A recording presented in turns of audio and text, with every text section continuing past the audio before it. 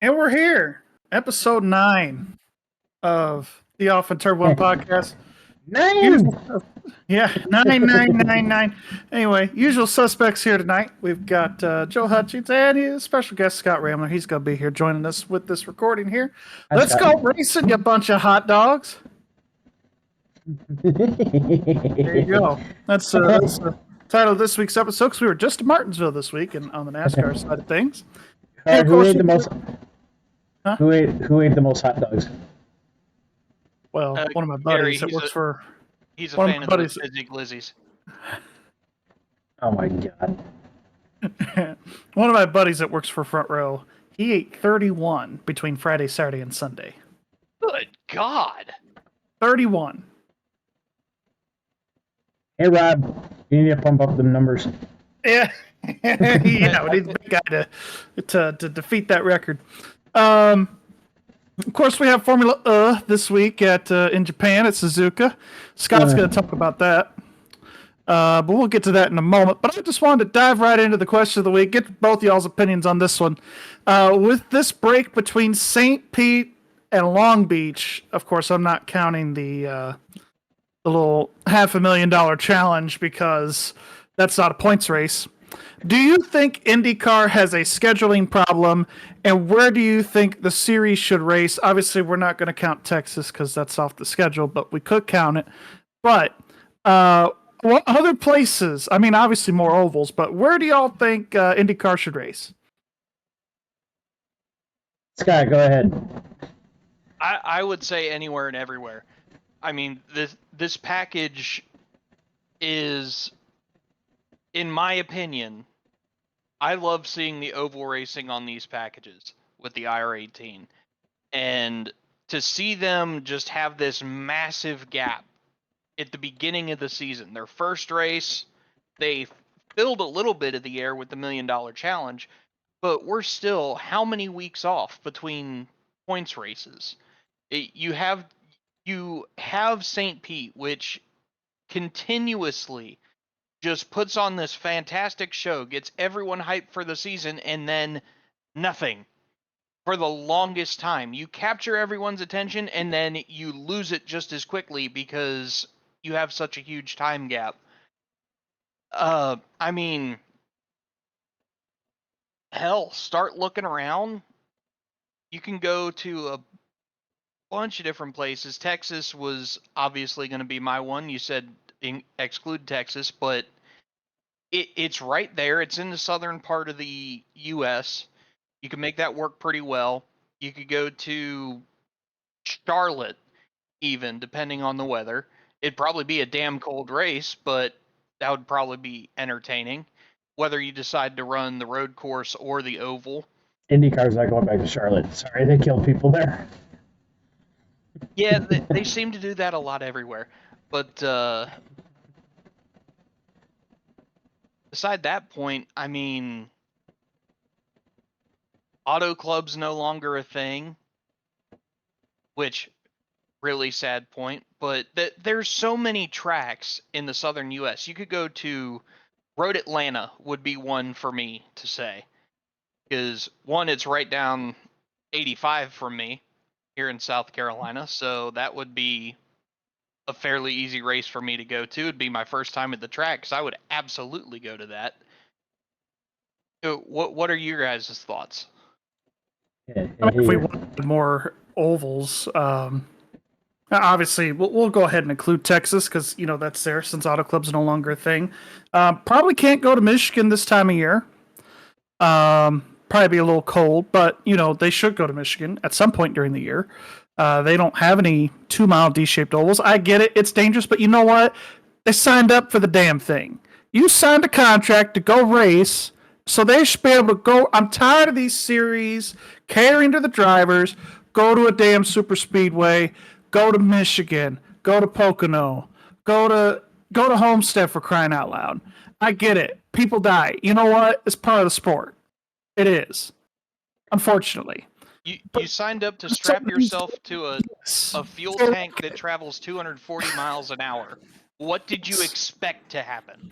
Yes. Like, they need to go to these damn racetracks. They need to go to ovals. I'm sorry. They need to. Sorry for going on this rant, gentlemen, but I'm tired of the series saying, "Oh, we can't go there. It's not safe." Yes, it is.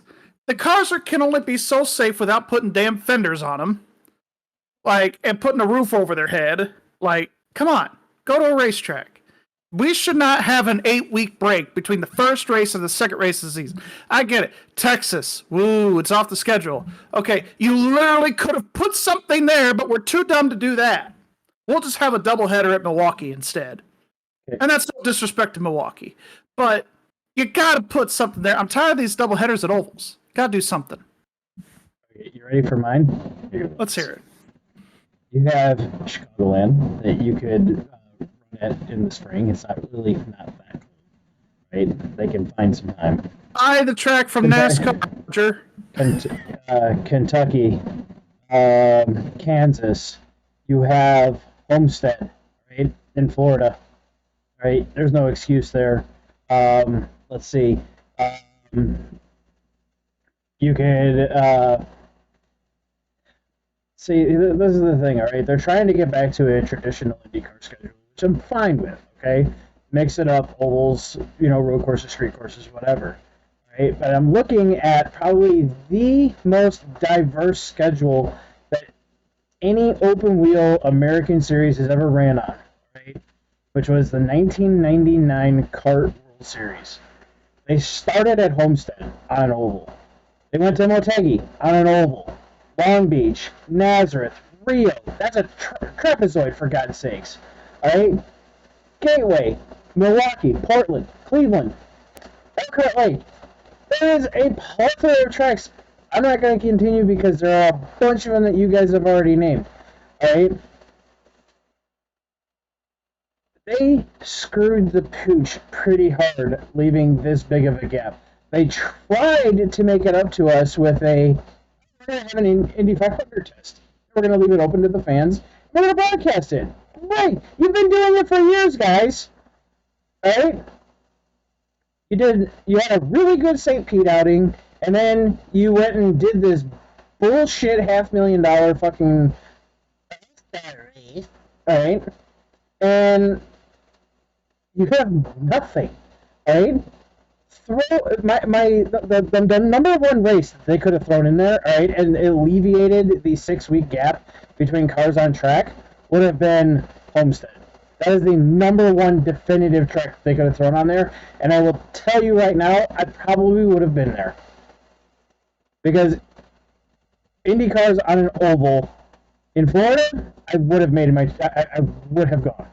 I would have made it there. But, things. Mark Miles doing Mark Miles things. I'm not even gonna chalk it up to Roger Penske anymore. It's Mark Miles doing Mark Miles things. Okay. You've heard me say it before on this podcast. He has got to go. Yeah, and as much as I like Jay Fry, he really doesn't have a hold on the series. He kind of does more of the competition side. Mm-hmm. But yeah, I mean, with the marketing side, there is none. I mean, Mark Miles is just going to hang on his hat on one thing too many, and that's the damn Indianapolis 500. Cool. But that's not until May, Mark. What are you going to do? I can't remember who I had heard it from, but they had said that with the IndyCar series, you have their crown jewel, the Indianapolis 500. It draws in millions of people watching it, right? Billions of dollars for one race. And then unless you're a connoisseur of the open wheel cutlery, you're not going to watch it. You're just not. My own wife, right, won't watch a single race with me, but she'll sit down and watch the Indy 500. Yeah. Why? Because she knows how big the race is. I have friends and family that say the same damn thing. They're like, hey, who do we need to watch for the 500? Because that's the only IndyCar race we watch all year. Because it's the only one that's entertaining. No, it's the only one that's entertaining to you because IndyCar doesn't advertise their shit. Yeah. Now, I know some people that have gotten on board with the, the 100 Days of Indy thing. I got the missus to watch that and she's gonna start watching, second season. You had drivers taking it upon themselves to sit there and do their own podcast, and then they just said, "Hey, fuck it, we're not gonna do shit." AKA Joseph Newgarden. Bros. I was thoroughly entertained by it, but I'm not gonna get into that. I don't blame Newgarden though, because he's trying to win another championship, and social media can be toxic and time consuming and all that. So I can't totally fault him for it. You still have international ovals that you can run on. You have ovals here in the United States that you can run on. The easiest one would have been Homestead. I don't know if that was sorry, we're not going to run at Homestead because that's a NASCAR track. And if that's the case, that's just complete bullshit because IndyCar ran with NASCAR alongside for the longest amount of time, and I just don't get it. The IRL ran with NASCAR for forever. I mean, since its inception. I mean, you think about it. Texas, always had IndyCar and the Truck Series. That was their doubleheader weekend. They had the trucks on Friday night, and then you had IndyCar on Saturday night. That was the doubleheader for the weekend. Obviously, the IndyCar was a featured race. You could look at Vegas there before Vegas got reconfigured. I think IndyCar ran with the Truck Series a couple of times. There's tons of examples, probably. When we were going to Chicagoland, or not even Chicagoland, there were other tracks that we were going to. And the trucks was another one. The trucks were there with the IndyCars. Mm-hmm. Right? They put on an event. Just yeah. No, you're right. I'm frustrated with it. No, I'm glad they're going to Nashville Super Speedway. Kudos, great. That's awesome. Fantastic. 1 year, 2 years, 2 years. Yeah, maybe. Who knows? We'll see. But great. But that's not a permanent solution, unfortunately. Buy Chicagoland Speedway. Roger's got enough money. The series could buy Chicagoland Speedway. Take it off his car. He doesn't own Michigan anymore, correct? He hasn't owned Michigan for... He's sold Michigan and Auto Club at the same time, damn near. Both of them are owned by NASCAR now. So, Chicagoland. It's literally sitting there rotting. Or go by Kentucky. If you need to have another oval, and you don't want to work with NASCAR because you're scared, then do something about it. Well, Ramler is also right, too. You have Road Atlanta. There's 2 races right there that you could run. Yeah, no, absolutely. But we need more ovals. That's my point. And this is an idea that I've pitched before for the Cup Series, but I'm looking at... Obviously, I am super biased. I'm from Kentucky. I love the state that I'm from. Look at what date the Kentucky Derby is. May 4th. Early in the month of May. Why not do St. Pete, Road Atlanta, Homestead, come to Kentucky the first so say we did it this year, it'd be May 3rd. So you have Friday, May 3rd, you have an IndyCar race at Kentucky. May 4th, you have the Kentucky Derby. Sunday, you have a NASCAR Cup Series race. Have Thoroughbred Weekend in Kentucky. All you have to do is make a short jaunt up to Indianapolis for the Indy 500 and all the testing. And even if you're doing testing in Indy earlier in the month of May, you only have to go 3 hours drive. You want to know why, Ramler? Because everyone hates Kentucky. Because it makes sense. And NASCAR and IndyCar and all these racing series right now have zero common sense. Give props to SCCA. You guys have great sense, but you need to fix your classing. We're not going to get into that. That's another... That's over there. See? Yep, point at Gary. It's all Gary's fault. Oh, did we lose Gary? Gary? I think we lost Gary. We now have a PNG of a slightly befuddled Gary Wells. We're gonna have to pause. Short break. Maybe 2 hours later. Hang on, we'll be right back. Hey, look, we're back. Hey, we got Gary back. I don't know what happened there. Y'all. Sorry about that. He's not PNG anymore. Hey, you know what that was? That was called Bill Gates' bullshit-ass fucking software that can't figure out how to sit there and recognize what a fucking dab is. And again, we're going to point at, "What America?" I mean, what? Okay, let's not lose Gary again. So you guys ready for more IndyCar news, though? Absolutely. You did break us a little bit, but you said you were going to save most of it for the podcast, so go ahead and share. Well, so right now, as of right now, because I haven't seen anything pop up in any news, Twitter, Facebook, nothing. Right? As of right now, which it is 4/12/2024 at 6:11 p.m. in the, what do we call this? America's taint. David Malukas will not start the Long Beach Grand Prix, and McLaren is currently looking for drivers to do it. They're looking at a GP2 driver. I don't remember what his name was right off the top of my head, and I tried to find documentation to back that up, and I can't find it, so we're just going to leave it as GP2 driver that is sitting in a simulator somewhere for Chevrolet doing that shit. Or TK's name's been tossed around quite a lot, and Tony. I volunteer as tribute.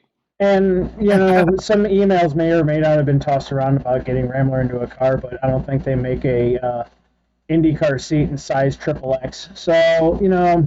Hey, here, I've told you before, I'll get into that motherfucker. You'll need a crane to get me out. Well, guess what? My employer doesn't have a crane yet, so you're going to have to wait. Yeah. Well, I mean, they do have wreckers at the racetrack. They are used in extrication, so we'll find a way. We're going to have to hire our own crane. I don't think they're going to allow us to use the emergency vehicles to get your fat ass out of an IndyCar. Anyways, we also had Indy 500 practice this week because, you know, IndyCar 6-week break. You know, someone may or may not have talked about it. I don't know. Practice. Anyways, For a day because of the wonderful Indiana weather we have this time of year. God, I love the rain. Anyways, let it rain all at once between now and the race, and we'll be happy. Gary's favorite driver, Joseph Newgarden, topped the charts at 228, 2 miles an hour faster than the guy who took second, which should be a little bit of a surprise to everybody because his name is Kyle Larson. Yeah. Not to play the fucking. Anyways, Kyle Larson. Kyle was followed up by Ganassi teammates of Dixon and Polo, and I think it was quite funny because Polo put that number up, and then Dixon went and slapped his you-know-what on the table and said, "I'm faster than you." And Colton Rhodes round out the top 5. Scott McLaughlin, Ed Carpenter, which shouldn't be a surprise. Kirkwood, Christian Rasmussen. P9. That's a surprise. Yeah, especially on the whole. I'm surprised and not surprised. But Felix Rosenqvist is kind of a surprise because he's P10. The reason why it's a surprise to me is because he should be higher up on the list. Not gonna lie, I really think there are a lot of those guys that a lot of the Honda drivers, I'm not going to say any names, that may or may not be sandbagging because Joseph Newgarden went and threw down a 228 in an early practice session. I think that's also sandbagging. Well, I said it last year, and I'm going to say it again. Even though they do not have any intentions on turning up the boost higher than what we already have, we're still going to see one of the record-setting years for qualifying, only because the car development and the drivers, it's literally the same driver group as the year before. Right. Can I say one thing though? Do you know what Ward said about Kyle Larson's lap? What's that? They said it was Pato said it was a nice toe lap. Guess what? It's still up on the top of the board. That's Pato Ward, P18. Yes, Peyton P18. P18. So This is bullshit. where are those people that we need to put those McLaren people again? We That's right. traumatized those poor people. It's okay. That's what we do. That just means we'll get to traumatize them more here in May, here, Scott. So So you could there was jail, also unfortunately. there was also another thing that came across the wire that I caught late, and I haven't seen anything else about it anywhere else. That there is the possibility of IndyCar having green-white checkers. Get the fuck out of here. Hi, welcome to NASCAR. How may we help you? They want to They want to end the race under green instead of it finishing. I don't under care. caution. So If that is true, they've done that for the other 107 races. I will never spend another dollar for IndyCar at Indianapolis Motor Speedway ever again, because you are now just following the masses and trying to collect the almighty dollar. Yes, okay, cool, you're trying to cater to fans and you're trying to get more people around, but guess what? The true fans, the traditionalists, the ones that, that make up the 500,000 people that show up to the Indianapolis 500 every year, all right? They're dying. I'm dying too. I'm sorry. That was dark to say on a podcast. I'm still a traditionalist. You can call me a boomer all you fucking want, but I'm going to tell you right now. Yeah, you want to sit there and keep up the tradition and pageantry and shit, but there are a lot of traditions at Indianapolis that you just don't fuck with. And Whatever you say. Thank you. Okay. I knew Gary was queuing it up. I was just. He and I had the same thought. The camera's Hang down on, there. you gotta tilt it down a little bit more. I got all knuckle on that one. There we go. Now I have something to spin the on. camera's up there.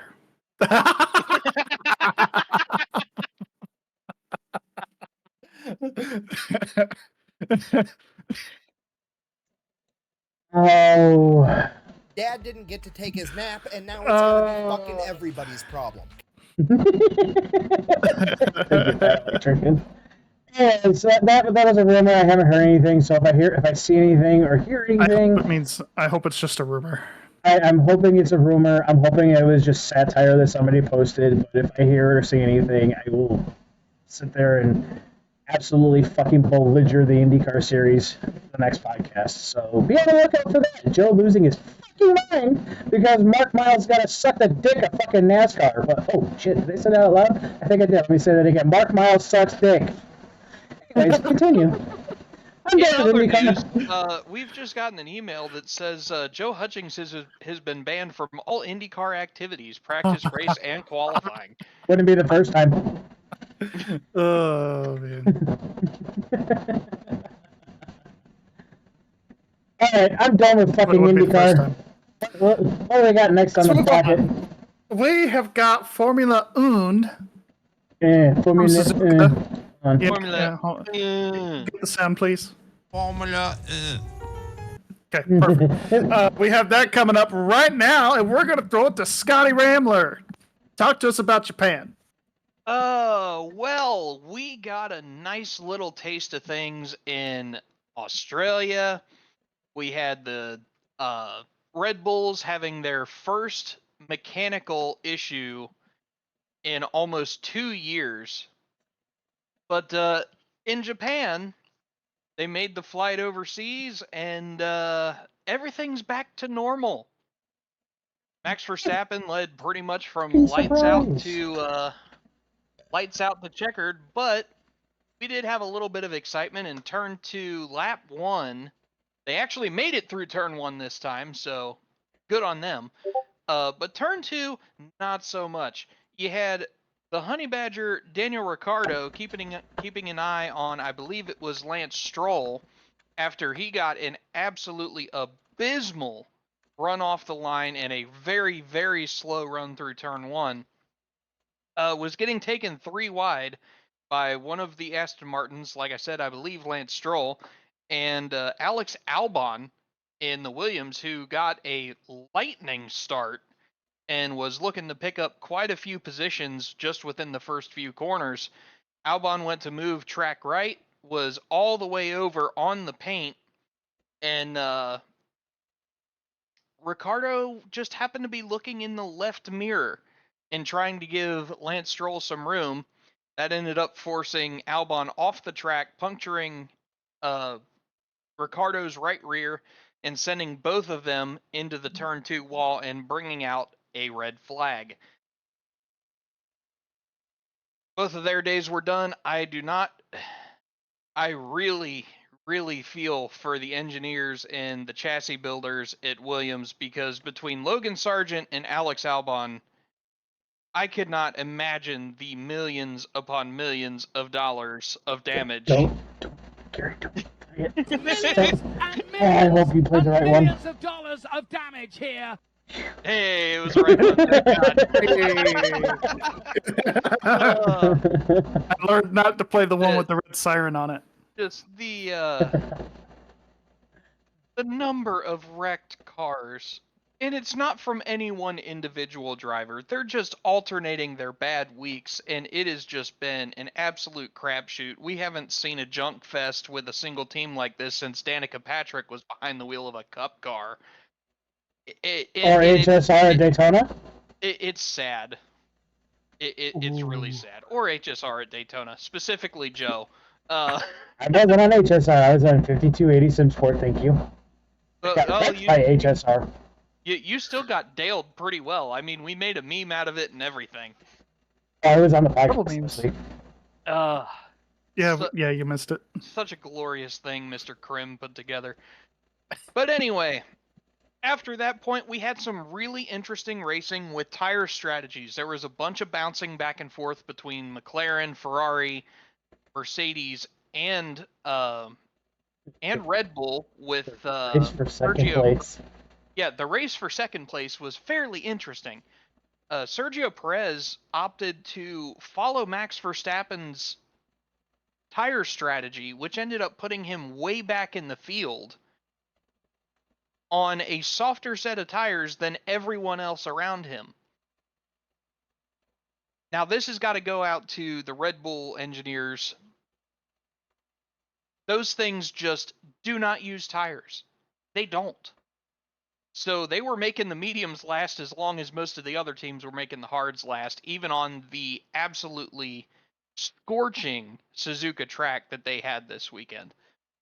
So they went to the Scott Bramler's School of Tire Saving? Got it. I think it was less about the person behind the wheel and more about the engineers that put the car together, because the thing is, That's Formula One. the Red Bull is just Formula, insane. The Red Bull is just insane. And to keep Joe from going to sleep on me like he did the last time I did the countdown, we're just gonna go through the top 10 because only it the top doesn't 10 really gets points, matter right? if you don't get points. Let's be honest with you. If you finish 11th and down, you may as well have not shown up. You're just there to make the sponsors look good. So in P1, obviously we have Max Verstappen. Hold on. Oh, I'm holding. Vanderstappen. Yes, Mr. Vanderstappen, as Pat McAfee so incredibly said there. Red Bull 1-2 with Perez in second. Carlos Sainz leads his teammate again in the Ferrari. Charles Leclerc finishing P4th. Charles is looking for a appendix removal here soon. Yeah, I would say so. Sainz has come back very, very strong. He looked like absolute hell in Australia, and I didn't really get to see too much coverage of him in Japan, but hopefully he's doing a lot better, and he's coming out really, really strong since his time away. So congratulations to him. Lando Norris in P5, Fernando Alonso in P6, George Russell P7, Oscar Piastri P8, Lewis Hamilton P9, and in sort of a shock, sort of a not really a shock, Yuki Tsunoda, the Japanese driver at his home track, comes home with a single point in P10. The way that the local crowd there was just cheering every time he went by. You would have thought Max Verstappen was passing, but nope, it was Yuki Tsunoda in the RB Honda. It's just, honestly, it's a joke. It's not even. You cannot call this an event. Oh boy. Oh, Oh boy, I'm not gonna touch that one with a 10-foot pole. fire. We're gonna have- Fire. We're gonna have our single quarter Japanese person that watches this podcast get very upset. But, Quarter Japanese. Ooh. I mean, let's be honest. We don't have a full-blooded Japanese person watching this broadcast yet, do we? Oh, So who's we quarter got to Japanese? break it down even further. God, what was that politician that said she was like 0.3% Cherokee or whatever in her? Are you trying to say that you're slightly Asian? No, I'm 100% Tism. I rism with the Tism. If I identify with any color, it's transparent. I'm too white to be white. I'm just transparent. Yep, there we go. We're just barreling into this full head of steam head first. But that's your F1 recap for the week of the 12th. I stayed awake this time, Rambo, okay? I just had to be more entertaining, apparently. I'll consider that a success. Well, it's kind Hold on. of entertaining at times. So I have you to know. explain myself. I was more bored at Formula One, right, than listening to you present Formula One. That is why I was doing that. It was a dig at Formula One, not Scott Ramler. I am explaining myself now to the public. The public. I am not drunk in public yet. I swear to drunk, I'm not God. What seems to be the officer problem. Anyways, thank you for that, Ramler. Yes, as always, You are Formula always One. welcome. Good stuff. Now we're gonna go on to the shit show that was Martinsville Trucks. If I say Yeah. fuck 2 more times, that was 46 fucks in this fucked up rhyme. Stage 1 and 2 wasn't really entertaining. Christian Eckes won both of those. Eh. We had 11 cautions for 81 laps, gentlemen. It's a 200 lap race. Wait, what? No! Come on! It got to a point in stage 3 where they just kept wrecking every 5 seconds. It is fucking iRacing in real life. Way to go, losers! Can we just rename the truck series to the Split. Competitive Demolition Derby featuring trucks? And now you know why Junior Presented Motorsports by NASCAR. doesn't own a truck series truck Anymore. anymore. Or why Kyle Busch decided to sell out Rowdy. You know what? I don't want anything to do with this trash series no more. You're just gonna keep wrecking trucks. I will, he basically said, I will be glad to race someone else's truck, but not my own. I don't have to pay for it. So your top 10 at Martinsville in the trucks. Christian Eckes won the race, and on top of all the stages, so he basically had perfect points tonight. Ty Majeski, I'm going to call him the short track ace because that's what he is. Every time that we come to short track, between him and Joe Shear, whatever setup they put at any short track we go to, I don't care if it's Richmond, Martinsville, Bristol, you name the short track, they've got the package for it. They're always in the top 3. They finished second again here at Martinsville last Friday night. Chase Purdy in third, Nick Sanchez fourth, Tyler Ankrum, Tanner Gray, Rajah Caruth, Sammy Smith driving the second truck for Spire, Caden Honeycutt, and Corey Heim rounding out your top 10. I really didn't have much notes here on this truck race. I was just glad when it was over. It was just really a wreck fest. I mean, that's really all it was. It's pretty Way to bad. go! iRacing? NASCAR? You know it's bad when I'm paying more attention to Friday Night SmackDown than the truck race. Just saying. Just throwing that out there. Way to be like IndyCar, NASCAR. I mean, what? So yeah, I'm playing with fire there. Hell, where's the fire extinguisher? keep looking. Shit. It ain't here. Burn! Bird. It's like that Elmo with the fire in the background, and he's just doing this. Yeah, it's fine. Everything is fine. Everything's fine. We're good. So Martinsville and Xfinity, that was a little more entertaining. That was actually a pretty good race. It was dominated by Gibbs, unfortunately, but you know, Joe Gibbs Racing, that is, not Ty Gibbs. But if there's ever a full circle moment in NASCAR, we had one. Eric Almirola finally gets to take the Joe Gibbs Racing asterisk off his resume, and he won Martinsville in the 20 car, the same car that he got removed from back in 07 at Milwaukee, if anybody remembers that. He gets us now. He does get us. He really does. He also won the Dash for Cash. He didn't even know he was part of the Dash for Cash until he won. And he got himself an extra $100,000. Hey, what do you mean? How is it possible? How is he part of the Dash for Cash? Wasn't it a one-off race? So, because he's technically going for Xfinity points. Yeah, even though he's only run like 12 races or something. Okay. Right. He finished in the top 4 at Richmond, and if you finish at the top 4 from the previous race, you're locked into the Dash for Cash for the next one. You have to be a top 4 finishing regular. That's how it's going to work for the next couple weeks. That's why the Dash for Cash this week included Justin Allgaier and Sheldon Creed, because Carson Quaffle isn't running full time, and Eric Almirola isn't running full time. So your top 4 was Sam Mayer, Chandler Smith, Justin Allgaier, Sheldon Creed. They're going for the $100,000 this week, and then the top 4 finishers from tomorrow's Xfinity race, they take it for the last one at Talladega. I think they only do like 3 or 4 Dash for Cash races out of the year. So, but yeah, there you go. Got it. Stage 1 winner was Eric Almirola. Stage 2 was Justin Allgaier. Chandler Smith, I just saw the stat today. With his 3rd place run at Martinsville this past weekend, going into Texas, he has an average finish of 3.28 on the season.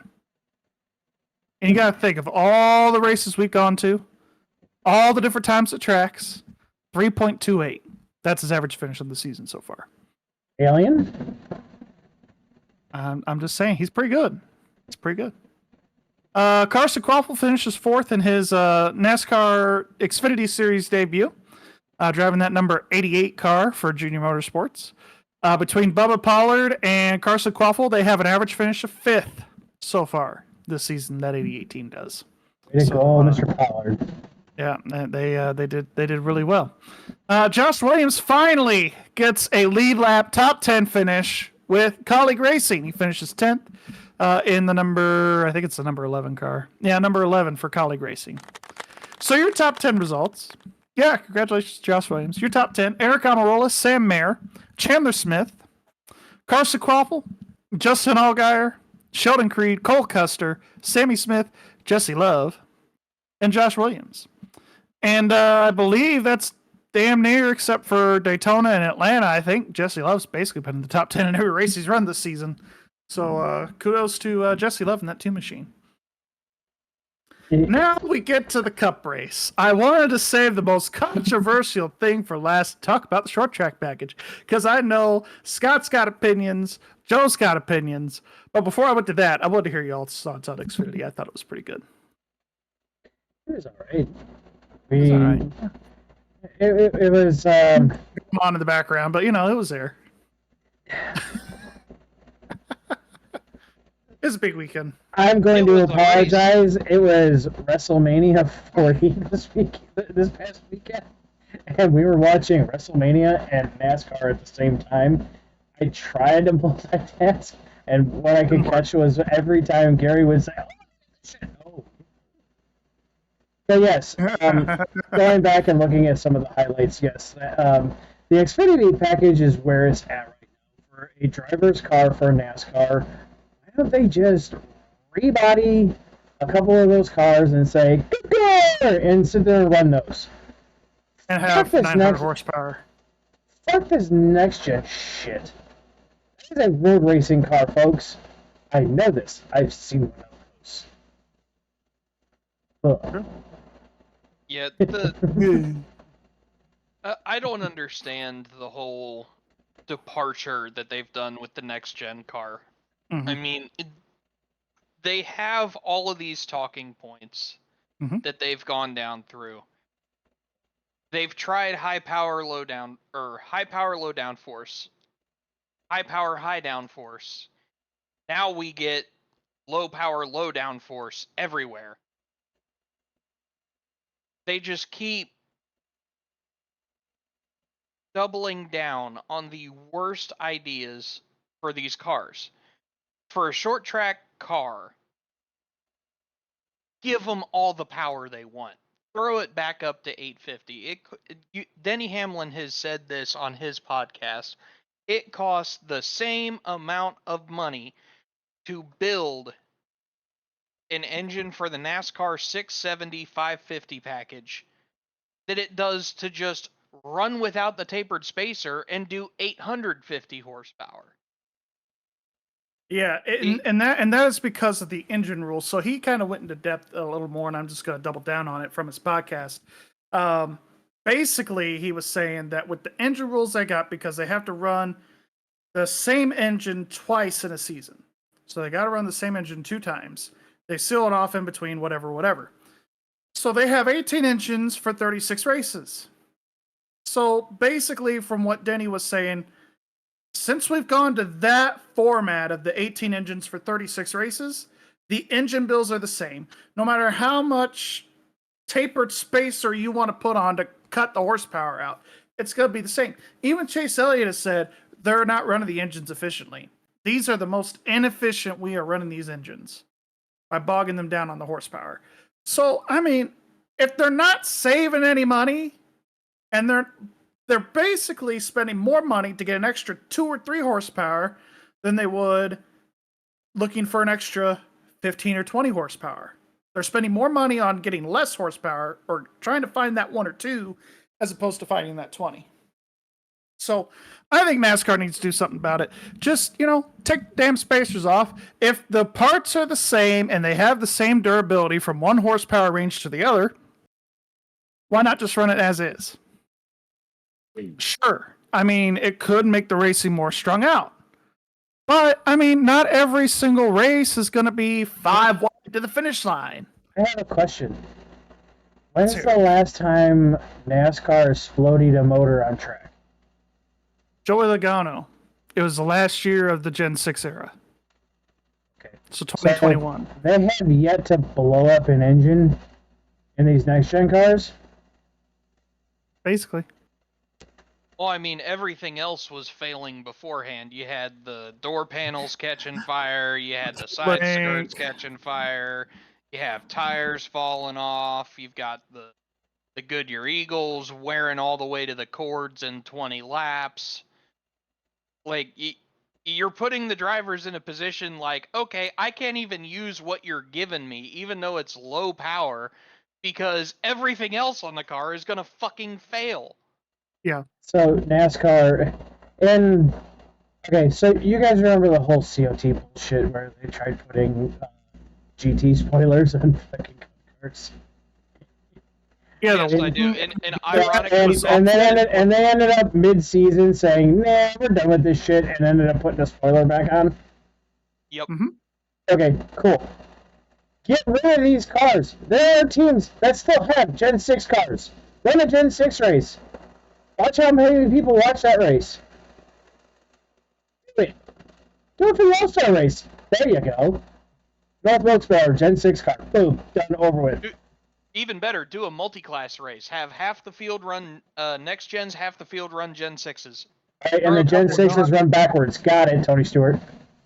I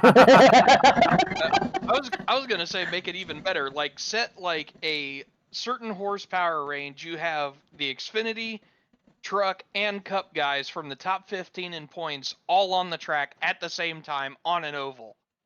See what happens. I've got ideas. That'd be entertaining. I'd watch that. ideas. Seriously. I've got ideas. Be a part of it on iRacing, but I'd watch it in real life. Ideas. I know you got ideas. So, people were saying that the Cup race was rigged on Sunday as well with the HMS 123. Oh, I said it was scripted. I mean, I think a lot of people did. And you know what Kevin There's people Harvick said fans. this week? That it is the most ridiculous argument he's ever heard in his life. That's what he said. Who said that? Kevin Harvick. As much as I would love to say that you can absolutely fix motorsports, there's way too many fucking moving parts. Ports? The parts. It's like core. Corn. Car, corn. You mean the stuff that Joe eats the wrong way? Get in the car, Cole. Whoa. Hold on. I have a button set up that says that Scott's the one that does it, and we all know that Joey Logano does.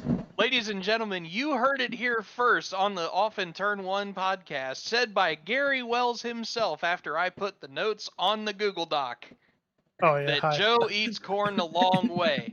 I broadcast it every time in a fucking race that Rambler does too. Joe is trying to flip this on me, but we have verified, cataloged footage of it being said right here first, that Joe is the one that eats the corn. It's the long way. called hearsay, and until you get fucking video of it, right here. You have the video of it. It's up on the YouTube channel. Unless he Emotional damage. Where's the therapy button? But anyways, another complaint that people had this week: the tires are too durable. You want to know how I know?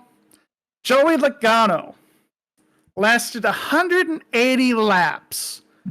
Didn't change his left side tires for 180 laps on Sunday, and was leading the race for most of that time.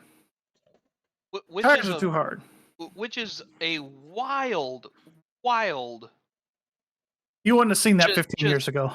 Well, I mean, it's wild to think of immediately, but then you go to last week where we were burning them off in 25 to 30 laps almost every time, all the way down to the cord, and we were having blowouts left and right.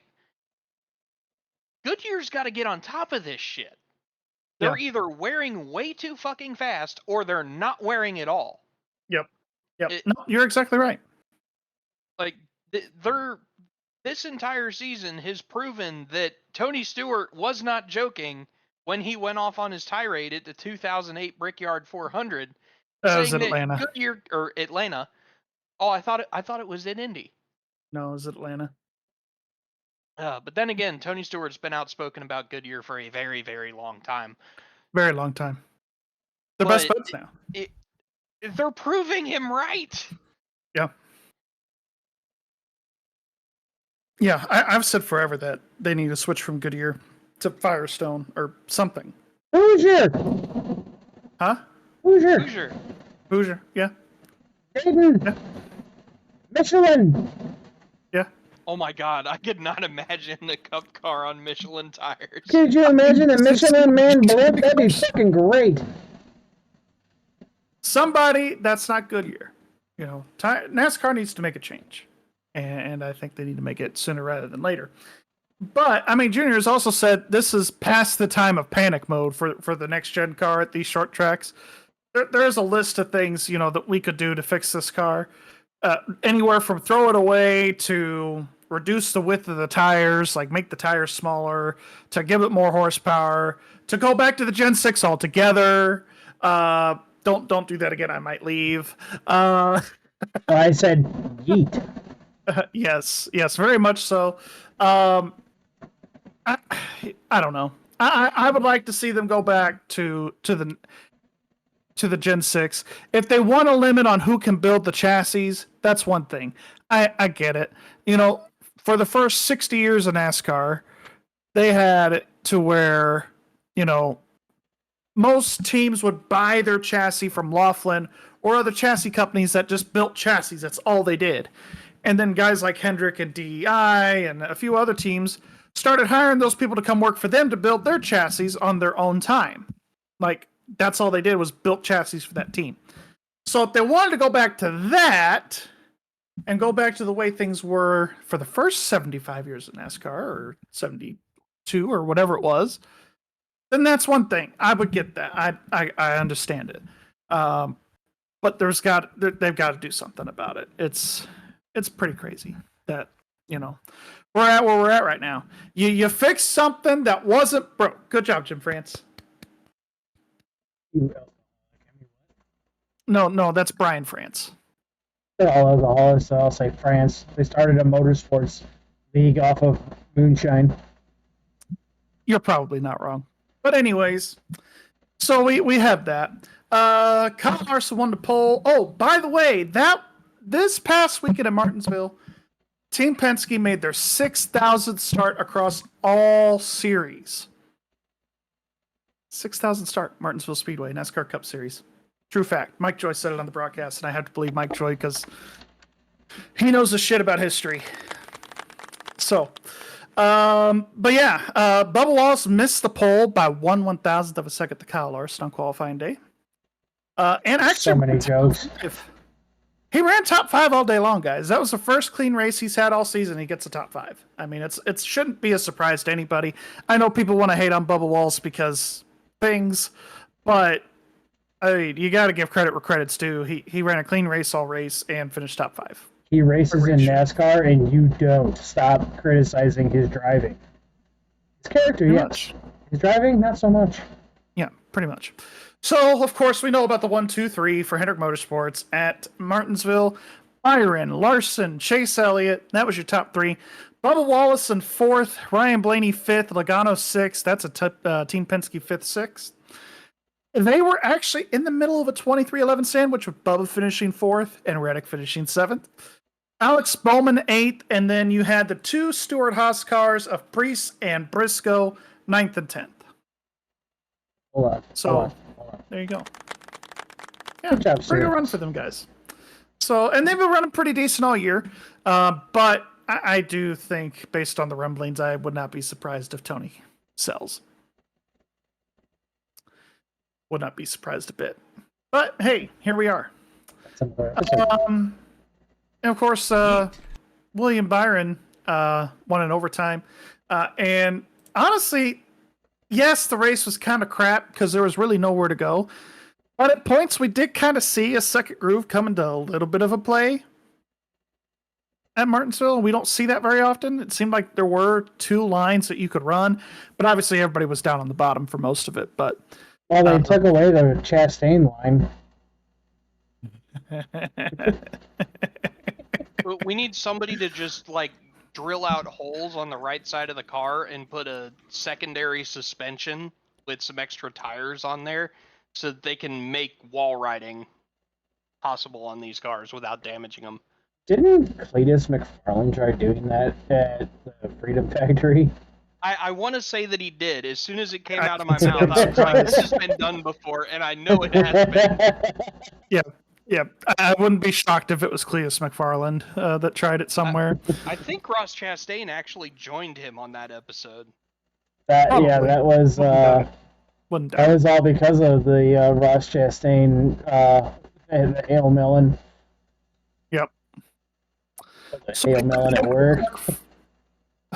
So we have the Echo Park 400 this weekend at Texas Motor Speedway. We've got the 300-miler Xfinity race and the truck race that's 250 miles tonight. Texas. Where do you want to start? We could start from anywhere. The track ain't good. I'm sorry. All right, I'm going to be the Antichrist on this one. Let's hear it.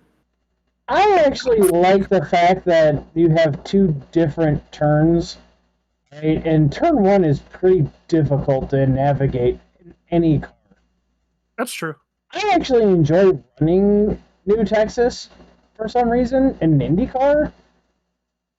The jury's out on the Cup car, but yeah, I don't know. I enjoy driving it, watching a race it, not so much. I'm kind of in the same boat as you there, Joe. It's fun to drive, and unfortunately, we only had the Gen 6s when I started running Texas. I don't think I've even tried the next gen on Texas at the moment.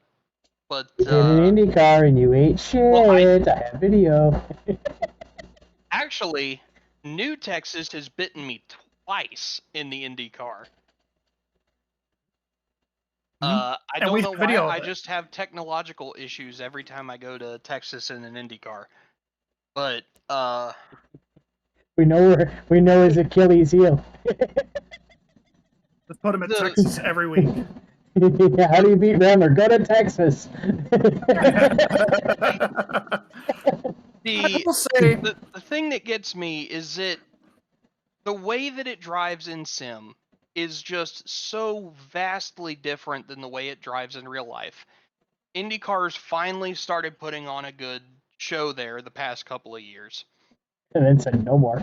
and then said no more. It's kind of like the Cup Series with Kentucky. We finally started getting some extra grooves thrown in. We finally started getting some really good barn burners toward the end of the race, and then everybody just pulls out.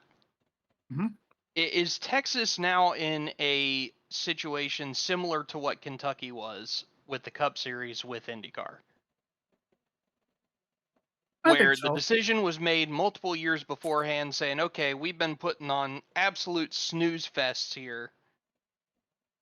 We need to be out of here at the time our contract comes up. And by the time the contract comes up, the track has worn in. It's started getting some of the character back. They I think so. stopped throwing the freaking resin down to screw up the Indy cars. I think so. I think it probably is getting to that point. If it's not, it's already at that point. Personally, what I was meaning when I said I do not like the new Texas, I was referring to watching a race. For some reason in the sim, I'm good at the weird tracks. I can't explain it, but I'm pretty good at new Texas on the sim. I'm not saying I'm lighting the world on fire, but you could count on me to be in the top 5 or top 10 at that racetrack. For some reason, the tracks that are weird and prefer for you to drive and have a little bit of finesse, pretty good at those places. Look at my record at Darlington. I mean, tracks that are weird, I'm good at. I don't know why. But, that's where we are. But, how long has this episode been, Joe? Where are we at? We got time to get into the iRacing shit. All right, cool. So we ran Auto Club this week in the Cup Series for XMS. I sucked, wrecked on lap 3, or no, lap 4. Made it past the Dale lap. We won't talk about it any further. Rebounded from like 30th to finish 14th. I'll take it. Had a way better car. When I got my car fixed, I was running with the top 10 basically the rest of the night. I have a new verb. It's called being Marcoed. Pretty much. So we won't talk about Texas for me, but I do want to brag on Rambler, even though he finished second. Should have won that stinking race if it wasn't for Eric Driggins on the green-white checkered attempt. I mean, I can't even blame Eric Driggins. Dude, he sandbagged the fuck out of me on that restart. But It's called being stupid. I slid through the pits twice. I sped on exit once. And Gary is in the Discord with me while the race is going on. And by the end of the first lap after the restart, I went from P16 to 8th. 8th or 9th, one of the two. And I started telling Gary, is like, I've gone beyond being an alien. This is fucking God mode. Like, I'm pulling a Roman Reigns out here, and I'm just slamming everybody's face into the canvas saying, this is my track, this is my time, I am going to win this damn race, and then I don't. And then you got Cody Rhodes. I got Cody Rhodes by Rob Hank. You learned over half the race, though. I know we had a green-white checkered, so I think it ended on lap like 105 or something. But out of regulation, you led 51 out of 100 laps. You put on a clinic. You put on a show this week. So, Well, that I would can't make hear 2 you. races this week where I put on a clinic. I've led the most laps and don't win. don't win. I haven't finished for the second week in a row. Hey, you know what?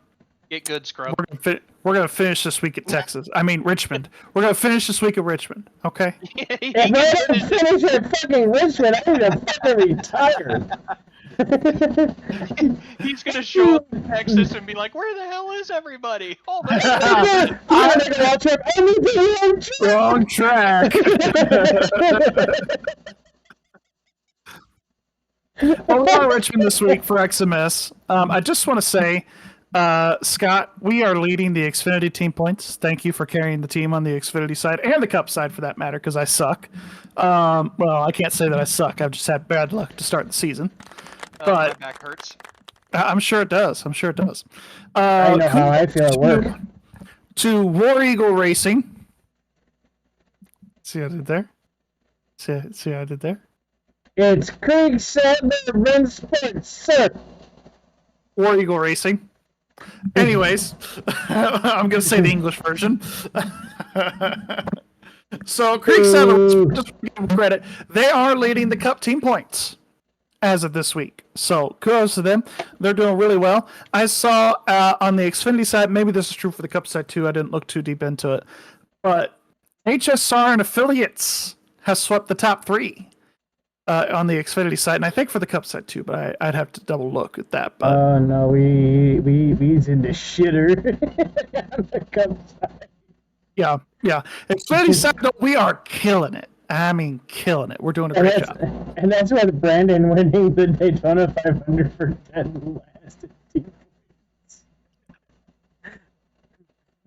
It happens. It happens to the best of us. I will say this, because you did miss one thing. I am currently in the lead of the Cup standings. You are. I have I have finished 8th and 2nd, and I've got a clown. Points making a difference. I've got a clown on the points here for points structure here for a minute. Like that makes no sense to me. I think it was like 17 or 18 bonus points over the course of this season already. For fastest laps, most laps led,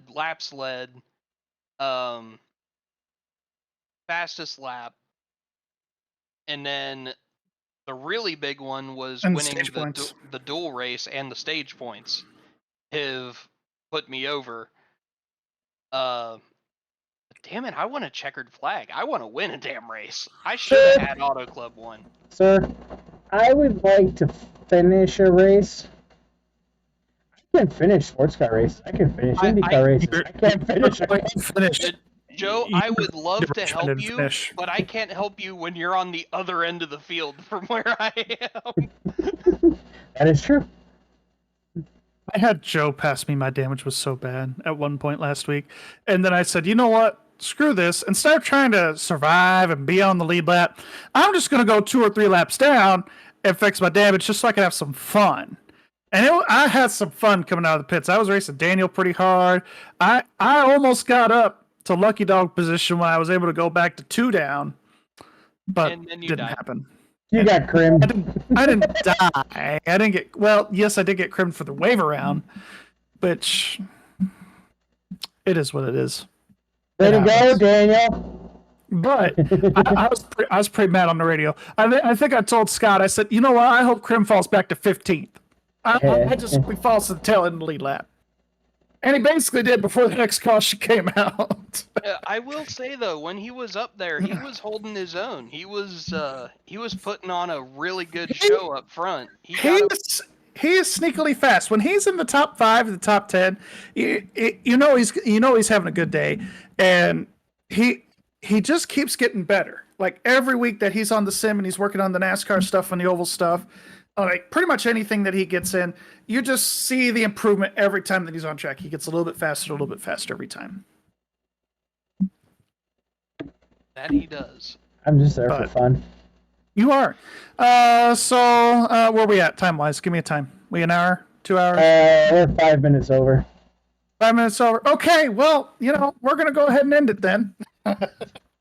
Unless you guys had any final thoughts before we wrap the show tonight, other than y'all eating corn the long way.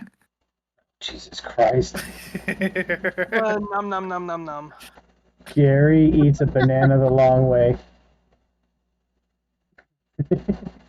No, we got to go with something with a bit more emotional damage. Gary Ain't that- pours the milk into his cereal bowl first before he pours the cereal. Ooh. Gary forgets the potatoes in the pot roast. Oh, no. Oh. Oh, God. That pot roast was still good, though. I don't care what anybody That says. pot roast was damn good, but where's the potatoes? You can't have your meat without the potatoes. Who's that? There's no room for the potatoes. Hey, it was keto friendly, okay? Hey, but we've got a bigger crock pot now, so if you guys want to have pot roast again here in Indy, I've got a bigger crock pot now for I'll just set up Mayo's here in town before I come up there, because obviously the price of beef is coming down. So, There yeah, you go. at least But local anyways, beef. guys, thank y'all for watching and stopping by. That's gonna be it. We'll see you next week. We're gonna talk about Texas, and is there a Formula One race this week? I don't even know. No, the next Formula One race will be in China on the 21st. China. So we got a couple week break, and next weekend will be the IndyCar race, so we won't have that for another episode. But until next time, we'll talk about Texas next week and maybe a couple other things. We'll see y'all next time. Hopefully we have some news between now and then, and we'll y'all have a good one, and don't play in traffic. Yeah, like Gary said. Stay safe. Bye.